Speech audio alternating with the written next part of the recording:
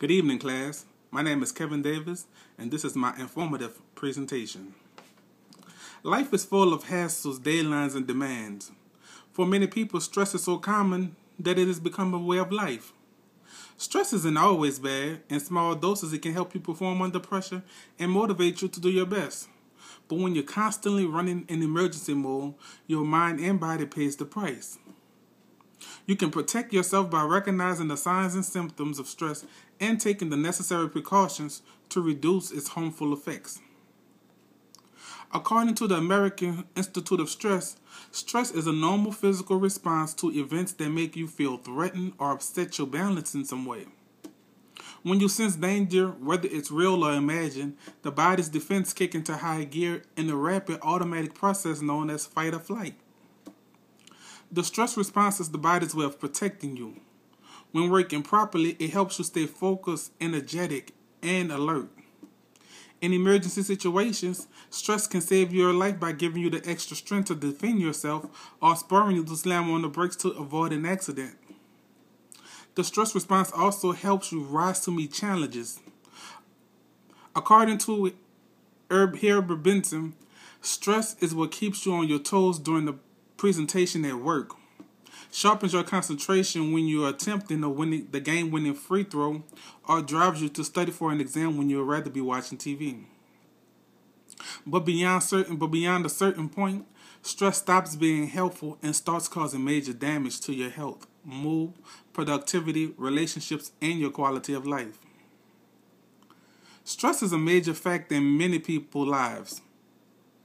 We all react differently to stress, and what you find stressful may not be stressful to someone else, and what they find stressful may not be stressful to you. Some people have more tolerance to stress and can cope better with it, while others crack under the least amount of pressure.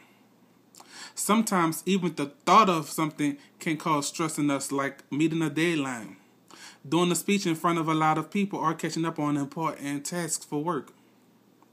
David Fontana, author of Managing Stress, states that there are many causes to stress, but some of the most common ones are financial problems, jobs problems, and relationships and family conflict.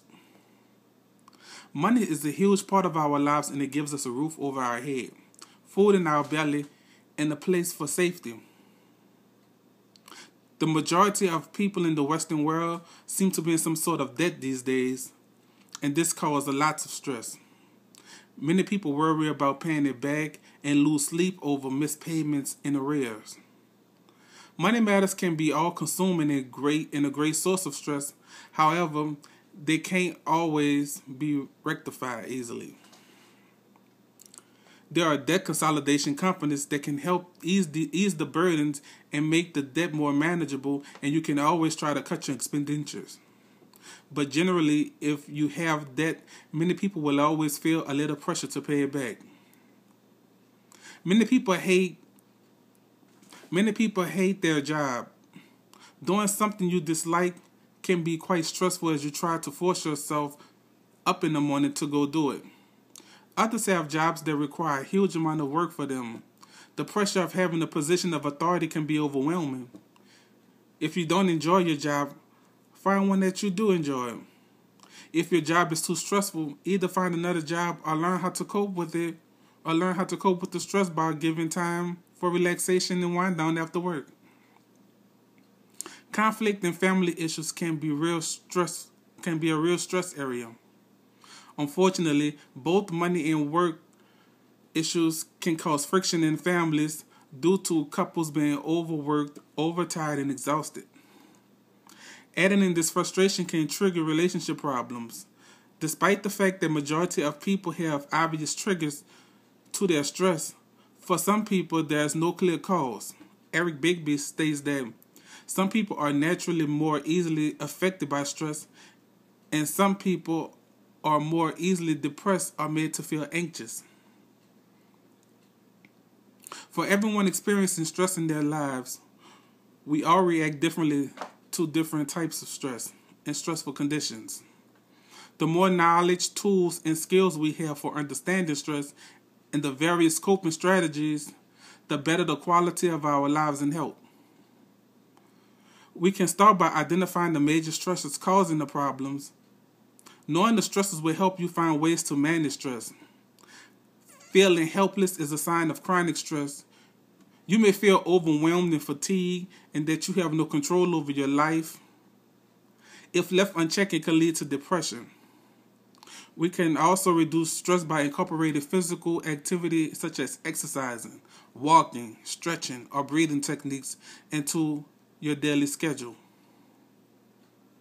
Learning relaxation techniques such as deep breathing will increase the quality of your life and be a helpful tool in managing stress by relieving tension and calming the mind so you feel more centered and focused.